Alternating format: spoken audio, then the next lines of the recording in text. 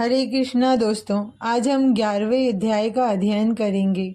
सूत जी ने सोनकादि ऋषियों से कहा, हे ऋषियों, भगवान श्री कृष्ण चंद्र जी तथा पांडवों ने भीष्म पितामह की मृत्यु पर अत्यंत शोक प्रकट किया।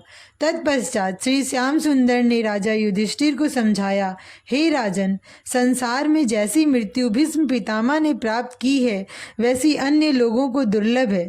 संसार में जिसने जन्म लिया है वह एक दिन मृत्यु को अवश्य प्राप्त होगा। यह विचार कर भीष्म पितामह की मृत्यु का शोक नहीं करना चाहिए। जो प्राणी मनुष्य शरीर पाकर संसारी मोह माया में फंसता रहता है तथा श्री हरि के भजन से विमुख रहकर अपना जन्म व्यर्थ गंवाता है, उसी की मृत्यु पर आंसू बहाना उचित कहा गया है।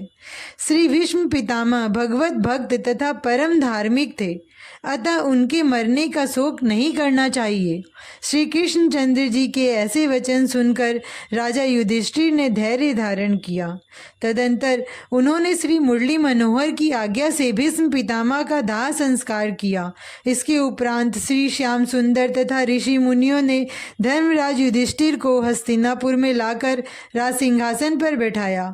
उस समय महाभारत के कारण पृथ्वी का भार उतर जाने से श्री कृष्ण चंद्र जी अत्यंत प्रसन्न होकर धर्मराज युधिष्ठिर से इस प्रकार कहने लगे, हे राजन, तुम धर्म पूर्वक प्रजा का पालन करके अपने आत्मीय तथा पारिवारिक जनों के साथ राज्य सुख का उपभोग करो एवं तुम्हारे हृदय में जो कुछ शोक है उसे पूर्णतः नष्ट कर दो। इस प्रकार राजा युधिष्ठिर को समझाने बुझाने के उपरांत श्री घनश्याम ने उनसे अश्वमेघ यज्ञ संपन्न कराया।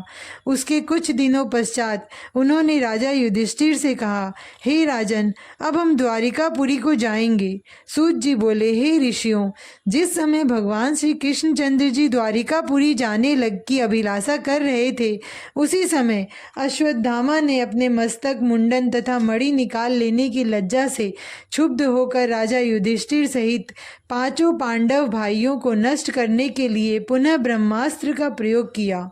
वह अस्त्र पांचों भाइयों को जलाने के लिए अपने 5 मुख बनाकर पांडवों के समीप आया तथा उसी अस्त्र का एक छोटा सा अंगारा गर्भवती उत्तरा के पेट में भी घुस गया, जिसके कारण उसकी उदर में अग्नि की ज्वाला जलने लगी। उत्तरा उस अग्नि की पीड़ा से व्याकुल होकर दौड़ी हुई कुंती के पास जा पहुंची। कुंती उसे साथ लेकर श्री श्याम सुंदर के पास गई तथा उनसे उत्तरा के पेट में अग्नि पीड़ा होने का सब हाल कह सुनाया। उस समाचार को पाकर भक्त दुख भंजन श्री श्याम जी ने अपने सुदर्शन चक्र को यह आज्ञा दी कि तुम पांडवों की रक्षा करो। तदुपरांत वे स्वयं अंगुष्ठ प्रमाण स्वरूप धारण कर उत्तरा के पेट में चले गए और वहां हाथ में गदा लेकर घुमाने लगे। उस समय उत्तरा के गर्भ में स्थित परीक्षित ने उस सांवली मूर्ति के दर्शन प्राप्त कर उन्हें अपनी माता के पेट में निवास करने वाला दूसरा बालक समझा। उधर सुदर्शन चक्र द्वारा रक्षा करने के कारण अश्वत्थामा का चलाया हुआ 5 मुख वाला ब्रह्मास्त्र पांडवों को कुछ भी हानि नहीं पहुंचा सका। यह दशा देखकर अश्वत्थामा ने उस अस्त्र की अग्नि को मंत्र बल से बुझा दिया। सूत जी बोले, हे ऋषियों, राजा विराट की पुत्री उत्तरा अपने कुल के अभिमान के कारण हरि चरणों में भली भांति विश्वास तथा स्नेह नहीं रखती थी। इसी कारण उसका अभिमान नष्ट करने के लिए ब्रह्मास्त्र का एक अंगारा उसके पेट में चला गया था। तदुपरांत कुंती द्वारा प्रार्थना किए जाने पर श्री श्याम सुंदर ने उसकी रक्षा की थी। अस्तु, जिस समय श्री कृष्णचंद्र जी भगवान द्वारिका जाने के लिए उस समय कुंती तथा द्रौपदी सहित धर्मराज युधिष्ठिर, अर्जुन, भीमसेन, नकुल तथा सहदेव उनके सामने हाथ जोड़कर खड़े हो गए तथा इस प्रकार कहने लगे, हे दीनबंधु, आपके जाने से हमें अत्यंत दुख हो रहा है। अब यहाँ हमारी रक्षा कौन करेगा? हमें आपके चरण कमलों का दर्शन पाने से जितना सुख मिलता था उतना आनंद इस राज सिंहासन के पाने से नहीं है। अब आपके चरण देखे बिना हम लोग किस प्रकार धैर्य धारण करेंगे?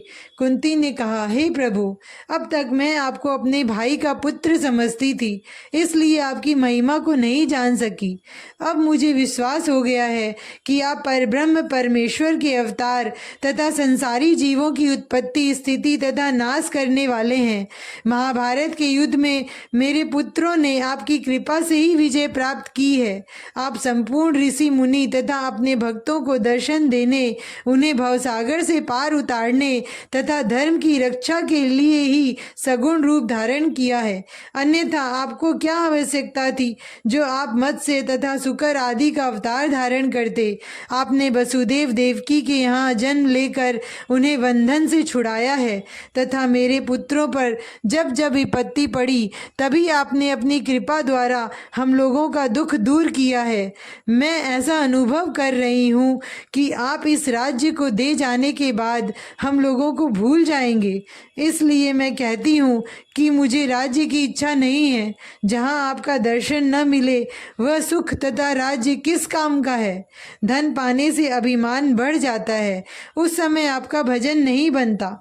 यही कारण है कि आप दीन दरिद्रों पर अधिक दयालु रहते हैं। मनुष्य के लिए तो वही कर्म सबसे उत्तम है जिसमें उसे आपका ध्यान बना रहे।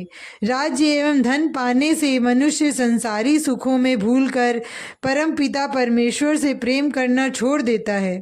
हे प्रभु, आप सबके स्वामी हैं तथा आपको किसी का भय नहीं है। सूर्य तथा चंद्रमा आपकी आज्ञा से ही दिन रात प्रकाशित होते हैं। यशोदा पर दयालु होकर आप अपनी इच्छा से ही उखल में बंध गए। अन्यथा तीनों लोकों में ऐसा कौन सा प्राणी है जो आपकी ओर आंख उठाकर भी देख सके। जहाँ काल भी आपके भय से कांपता है, वहाँ आप यशोदा की छड़ी से भयभीत हो जाते थे। आपने भक्तों को सुख देने के लिए ही संसार में ऐसी लीलाएं की हैं। मैं ये चाहती हूँ कि मेरी प्रीति आठों प्रहर आपके ही चरणों में लगी रहे, हर समय आप ही का ध्यान बना रहे, जिससे मैं भी भवसागर से पार उतर जाऊं। इतना कहकर कुंती भगवान श्याम सुंदर के वियोग के दुख में व्याकुल होकर रोने लगी। उस समय श्री कृष्ण चंद्र जी इस प्रकार कहने लगे, हे कुंती, तुम मेरी माता के समान हो। मैं तुम्हें कभी नहीं भुलाऊंगा। मुझे द्वारिका से आए हुए बहुत दिन बीत चुके हैं, अतः अब वहां जाकर सब लोगों को देखना है। मेरे साथी सात्विक, उद्धव आदि भी अब घर चलने के लिए शीघ्रता मचा रहे हैं। श्री श्याम सुंदर के ये वचन सुनकर राजा युधिष्ठिर ने अर्जुन से कहा, हे भाई, तुम अपनी सेना तथा सुरवीरों के साथ श्री कृष्ण चंद्र जी को यत्न पूर्वक द्वारिका में पहुंचा आओ। महाभारत के युद्ध के कारण बहुत से लोग हमारे शत्रु बन गए हैं, अतः कहीं ऐसा न हो कि मार्ग में कोई शत्रु श्री कृष्ण चंद्र जी को हमारा सहायक जानकर उपद्रव खड़ा कर बैठे। राजा युधिष्ठिर की ऐसी आज्ञा पाकर अर्जुन ने भगवान श्री कृष्ण चंद्र जी के साथ द्वारिका जाने की संपूर्ण तैयारी कर ली। जिस समय आनंद कंद श्री श्याम सुंदर जी सब लोगों से विदा लेकर रथ में बैठकर चल दिए, उस समय राजा युधिष्ठिर सहित समस्त हस्तिनापुरवासी त्रिभुवनपति श्री कृष्ण चंद्र जी के वियोग में विलाप करते हुए उनके पीछे पीछे दौड़ने लगे। उस अवसर पर हस्तिनापुर की स्त्रियां परस्पर इस प्रकार कहने लगी कि ब्रज की उन गोपियों के धन्य भाग्य हैं जो त्रिभुवनपति श्री वज्रचंद्र जी के साथ रासलीला कर अपने जन्म को सफल बनाती थी। उन रुक्मणी आदि 16,108 रानियों के भी बड़े भाग्य हैं जिन्हें ऐसे मनमोहन स्वामी मिले हैं। इस प्रकार स्त्रियां अनेक बातें कर कर के श्री श्याम सुंदर जी के ऊपर पुष्प वर्षा कर रही थी।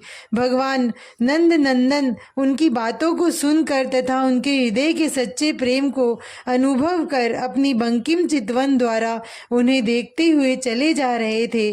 उस दिन भगवान श्री कृष्ण चंद्र जी के वियोग में हस्तिनापुर वासियों को जो दुख हुआ उसका वर्णन नहीं किया जा सकता। भगवान श्याम सुंदर ने जब ये देखा कि सब लोग उनके प्रेम में बड़ी दूर तक साथ चले आए हैं, तो उन्होंने अपना रथ खड़ा करके सबको धैर्य प्रदान कर विदा कर दिया। उस समय सब लोग अत्यंत पछताते हुए हस्तिनापुर को लौट आए। बोलो कृष्ण चंद्र भगवान की जय।